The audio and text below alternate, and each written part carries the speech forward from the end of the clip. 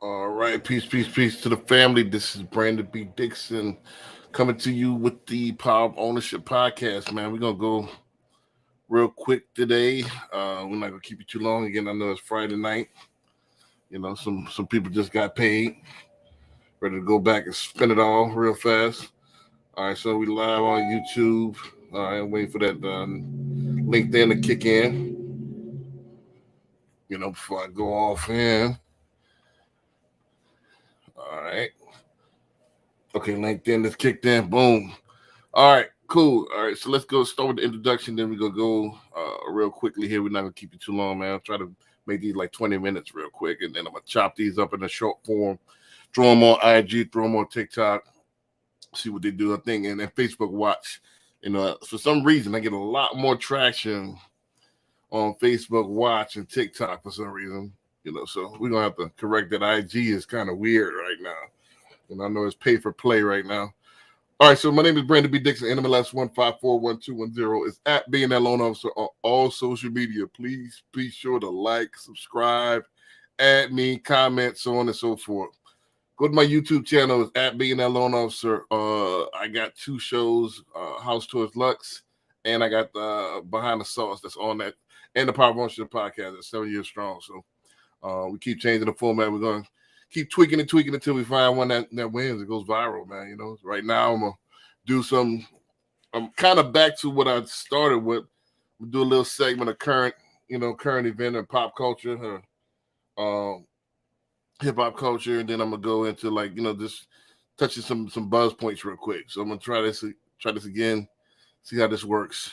Go to my website, applywithb.com, if you're ready for a mortgage. Now it's the busy season. I've been pre-qualing and sending LEs all day, man. Nobody could beat our rates, period. So come on in if you're ready for a second chance. I beat like Chase, Loan Depot, and what's the name of that bank? I forgot already, but I beat like 3 banks today. So it's nothing. If you really want to get a cheaper mortgage, come on over.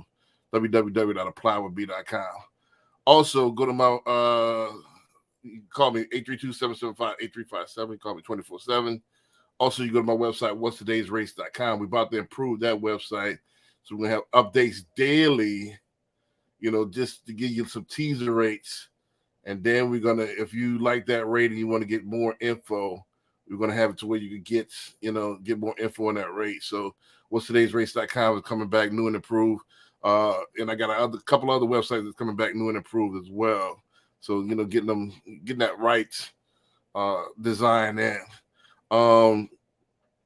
Also, don't forget we got the collaboration of a competition investment club. We got a networking event June 3rd. It's gonna be from 2 to 9 o'clock. We're gonna have free crawfish. It's at the Powder Cave next to the cannon. So, we got indoor, outdoor. Probably the game gonna be going. So probably NBA finals at that point. So come on out, kick it. We got outdoor volleyball. We're gonna have a free dog show. So bring your exotics out. We have fans out there. We're gonna, make sure to keep them cool, pools and stuff like that. So, man, come on through. Also, if you want to join the investment club, go to cocinvestmentclub.com. If you want to get the latest scoop on what we're doing as far as the investment club. Don't forget, join me. Wealth Wednesdays at the Cannon. Now we're doing every second and fourth Wednesdays, only twice a month, second and fourth Wednesday. So the next one will be the second Wednesday in June.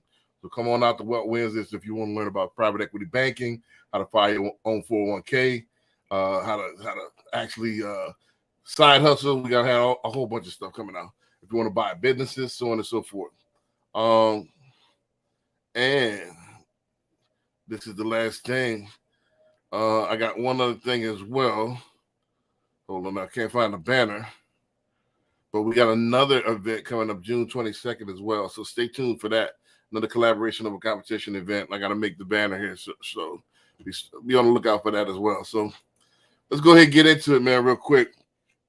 Again, I'm going to keep these high and tight. I'm not going to keep y'all too long, about 20 minutes. So I'm going to try to run through these in 15 minutes real quick. I wanted to start it off with a clip, but I couldn't find it. I know they're remaking White Men Can't Jump. But, this came out when I was a kid or a teenager back 30 years ago with Woody Harrelson and Wesley Snipes, basketball movie called White Man Can't Jump. And what stuck with me throughout my life is when Woody told Wesley Snipes that, hey, you know, your problem is you rather look good and lose than look bad and win. You rather look good and lose than look bad and win. You know, and that stuck with me. And I never was, you know, I went through a flashy phase with my late 20s, you know, just because I was trying to get in the entertainment business. But I always took that as twofold. You know, people go out of their way to look the part instead of being the part. As long as you look like you eat, as long as you look like you're doing well, people will be content with that. They're almost content with the fantasy instead of making it reality. And then secondly, I took it as you know, they'll go out of their way to please others instead of pleasing yourself. So what other things is more important than your peace of mind? So it's kind of two slices of the same thing. And I think that's a sickness, man. You know, I think it's and I was fortunate early in my life to kind of detect that and be self-aware of that and wanted to overcome that and not fall into that mind frame. I don't give a damn about what people think. I'll wear these $50 fishing shirts, man. I'm not wearing $300 Gucci t-shirts that's just a white t-shirt with a logo. I don't give a damn about that anymore. I used to went through that phase where I was getting the labels and all that. I look at them labels now, man. I look at a person that's labeled down head to toe, and then they hopping out of, you know, this Mercedes with $5 worth of gas in it. You know, I think you're trying too hard. I mean, I'm around people with a lot of money, and they don't give a damn about labels, man. You know, they don't give a damn about all of this name brand stuff. I think it's either one or two things. Either you trying to look like you're rich, or you so filthy rich you don't even know the difference no more. And most people are the first, not the latter. You know, that buy this stuff, that buy these Louis Vuitton and buy this Gucci and this all these name brand that don't give a damn about your community. Why do they don't hold them accountable? And I said this on my very first Power of Ownership podcast, and we echoing this again 7 years later, you know, because at that time it was the Gucci strike. People were so-called boycotting Gucci, and it lasts for all of 30 seconds. And then right back buying Gucci. So we're a joke, man. You know, so why are you buying that for? How is that helping you? How is Gucci giving out anything in your neighborhood? How is this helping you in your life? You know, I had to analyze myself in my late 20s, buying all this stuff. And I think I was listening to somebody on the other day. I think it was Chad Ochocinco said, there's no way you can keep up with that lifestyle. If you're trying to be the freshest, you're trying to have the latest jewelry, you can't do it. You're eventually going to burn out, you know. I had to analyze. I have over 100, still to this day, I have like, I know I think I gave away some to lay away. I mean, some to, not lay away, but what is that? Giveaway Salvation Army. But I had like over 140 pair of shoes. I still got like hundreds of ball caps. As you can see, I wear one or two now. You know, it was too much. You know, try to match the colors and the people that I was trying to, or that was actually taking notice of the people that I don't want to notice. You know, so the attention that you get is the attention that you don't want. So I mean, and you only look cool to the other people that's foolish. People with real money is not impressed with that. They don't care about the label. Oh, okay, you wearing the Gucci shirt. Okay, you have money. Nah. You know, they want to see the let me see the deeds to the houses. Let me see the trust fund. You know, that's what people look at. Let me see the clubs that you're associated with that cost $5,000 a year. You know, and that's a good segue to, you know, what I want to say next. But let me go ahead and tie this one up. It got to be in you. It can't be on you. Looking good, of course, you're gonna have the inner glow if you're really doing good. You can't buy your way to you can't, fashion your way or puff yourself up in the way to success. People always know the fake from the real. So it got to be in you. I wanted to say this as well, going to the next point. You're not going to be able to fake it till you make it. I know, contrary to popular belief, that's what we preach in this culture, and I want to tie two things together because it's like an epidemic. What's up with these biters, man? I mean, I know I'm showing my age now. I know y'all see these grays popping up. Back in the days, biting was frowned upon. Nowadays, everybody's trying to bite. Everybody's trying to copycat, males and females. Everybody's trying to sell their soul to try to go viral. So you see somebody with a good idea of doing something different, you hop on and try to do it. And don't even pay homage. You just try to do it, and you try to do them better than them. I never understood it. It got to be in you, not on you. And people could tell the difference. The flavor is not the same. The recipe is not the same when you try to go outside who you are. I've always been myself. I'm naturally funny. I'm naturally, entertaining. I never tried to be anything other than myself. And people who like me. I'm not trying to stretch outside of my realm. This is what it is. I think I have a large enough personality to attract the people that I need to make a great living. That's just what it is. Never try to step outside of my realm to try to attract people that's not my crowd, because it's gonna backfire. So people that's trying to do me, I see this all the day on IG, man. It's crazy. I do something, they do the same thing, damn near word for word. I mean, it's crazy. We had an ad last year. Soon as we put it out that same day, people copy it, damn near word for word, verbatim. It's not gonna work, if you're not original. People know the real deal from the fake, man. So, people that's not creative, I think you need to get a soul, do a moment of soul searching, and do something that you're really good at, and do something that you actually don't have to bite anybody or don't try to copy anybody in order to get creative. If you got to copy somebody, that means it's just not in you. You don't have it. You got to have the it factor in order to get to the next level. So if you got to bite somebody, copycat, I get it. I get it. You can pay homage. I get it. Remakes they're remaking White Men Can't Jump. I get it. Remakes are hot. I get it. Everybody's kind of doing the same thing. You see one person doing the dance, somebody else doing the same dance, and just try to get that market share. But however, the cream's going to rise to the top. People that are original and have something unique and the first to the market are always going to rise to the top, as opposed to everybody. There's always going to have the Gatorade, the Powerades, and you got the 10K, the Life Waters, and all the other stuff that's, these bootleg joints that they got a little market share, but they nowhere near the Gatorade. People know what Gatorade is, period. So you copycat, make a little couple of dollars, but it's not going to be the same. I suggest that you get in your own lane and become the juggernaut in your own lane. All right, let's go to the next one. Let's talk about this.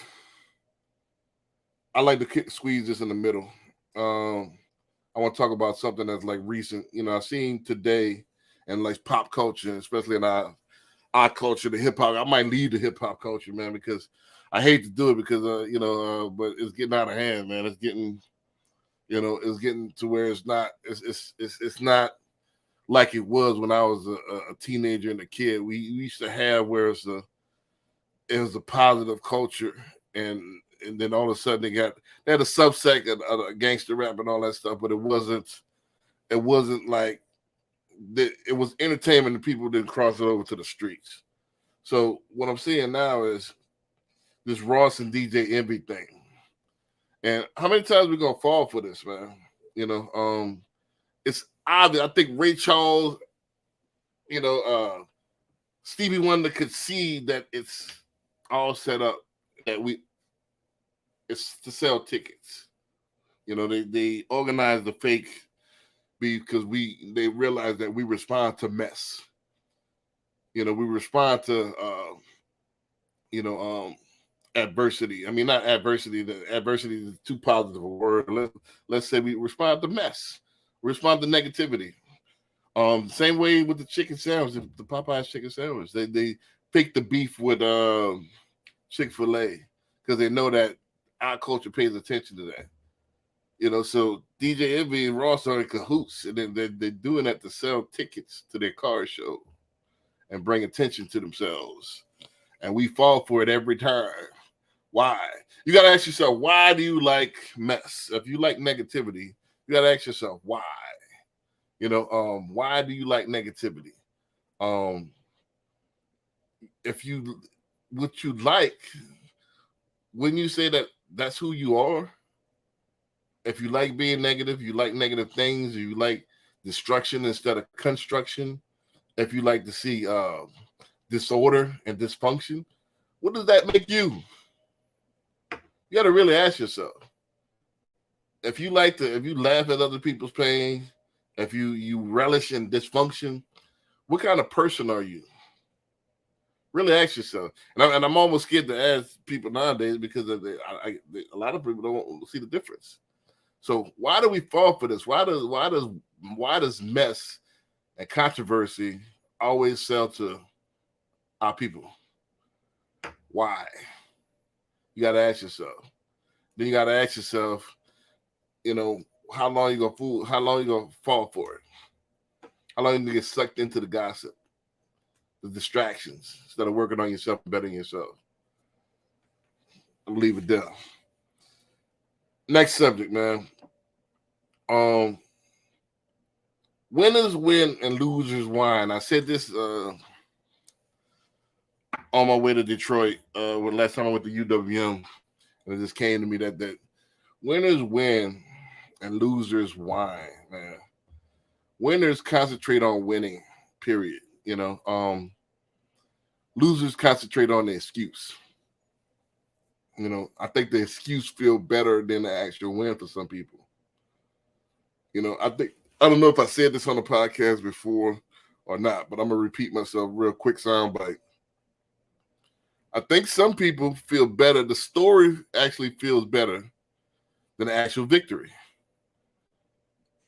And if it does, you need to check yourself. Because nothing feels better than winning to me. I think winning is too hard for a lot of people. So it's easier just to tell a story. Man, you see what happened was, that feels better than the actual win. Because the win, I think it's coming back to me now. You got to take responsibility. When you win, now you got to respond to your abilities. A lot of people don't want to do that. They want to actually be on vacation. They want to actually stick their head in the sand. They want to actually hide. So I think the whiners, they like the whine because it feels better than the actual win. It just is what it is. Winners win, losers whine. You can tell. If you're full of excuses and you got to explain yourself all the time, see, this is what I'm doing is, winners just put the numbers on the board, man. Let the stats speak for themselves. Let the paycheck speak for themselves. Let the bank account speak for themselves. Let the assets speak for themselves. I don't have to do all the explaining. Check it out. Check it out. Take the resume. All other excuses, see what happened was and all that stuff. You got to really ask yourself, what feels better? The victory or the verbiage? Do you like to tell a story or why you didn't win, or was somebody done you? See how somebody did you dirty as opposed to you winning? Or would you rather have the victory speech and the victory lap? A lot of people like the first because the last one is hard. You got to be dedicated to win. You got to be dedicated to have the victory speech. The whine is easy. Just like when you was a kid, Mom told you stop crying, stop whining, because that was a cop out. That was an easy way to get your way for people to feel sorry for you. So you get that feeling, that dopamine rush. But no, you can't fake winning.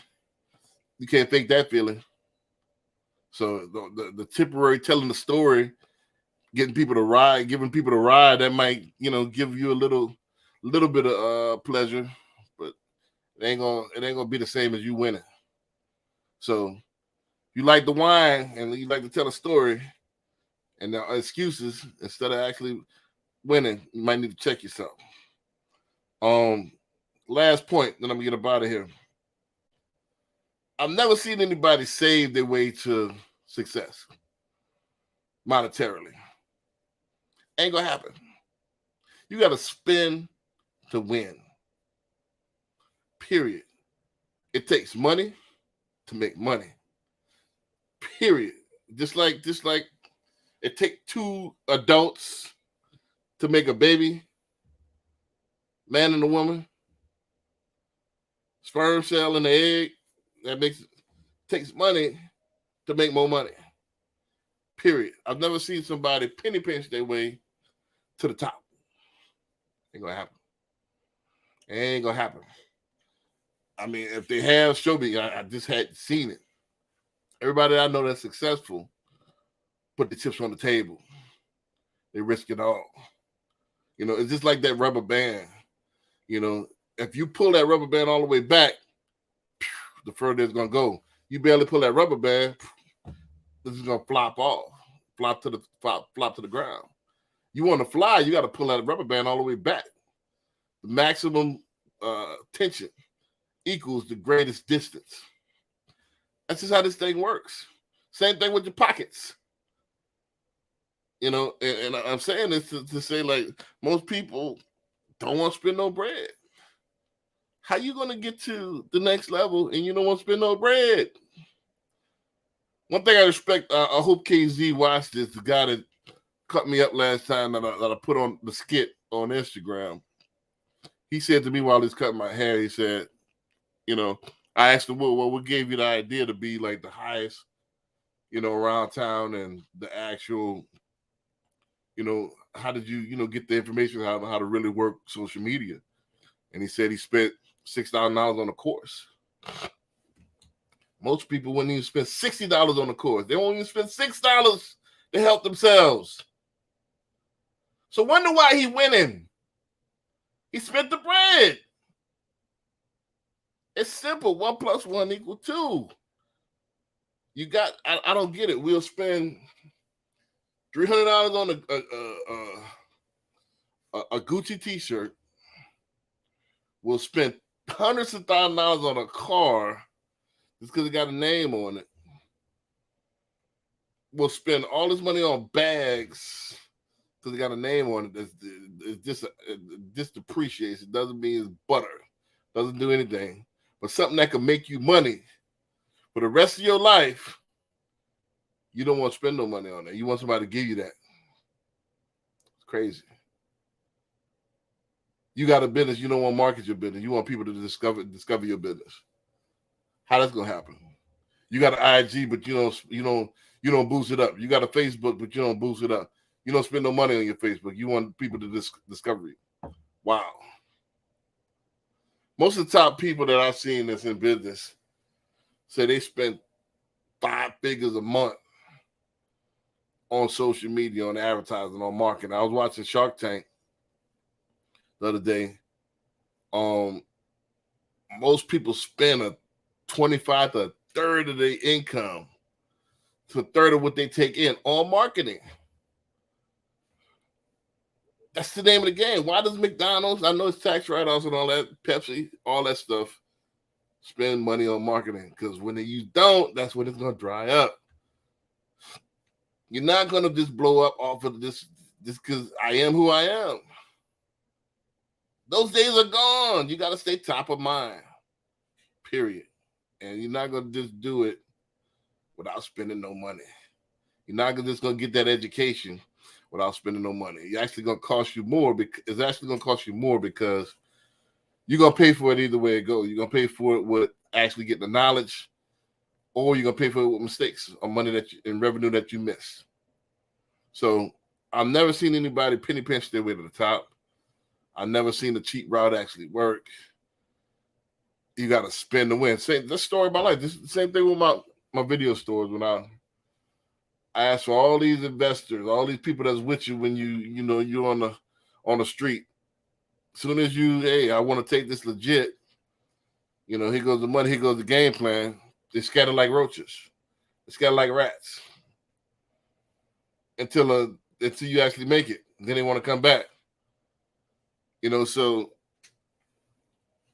But yet they'll spend money here, money at the clubs, money for a good time, money on vacations.